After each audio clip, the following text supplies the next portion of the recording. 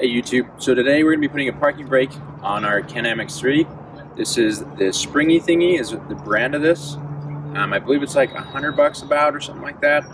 But it's kind of a cool design, just bolts right on, and you actually will push your brake down and then kick this thing over, let off the brake, and then it will hook right into place. And then you'll be able to just tap your brake and it will release off.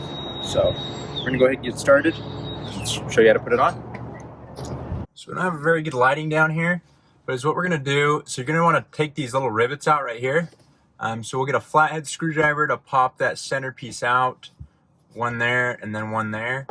So we can place our brake assembly there. So we're gonna go ahead and do that now. All right, so we'll go ahead and put our brake with our bolt right there.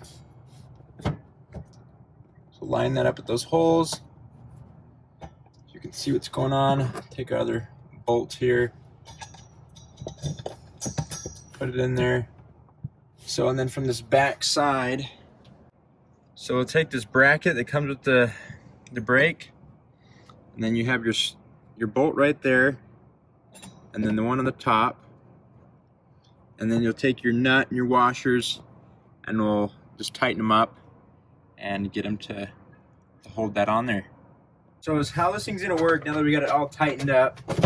So you'll push down on your brake all the way, and then you'll push this thing over like that, and then you let off, and now the brake's being held.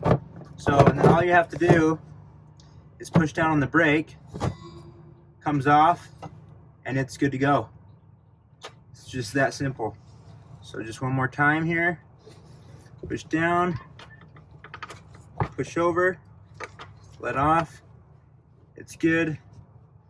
To release it, it's just like that.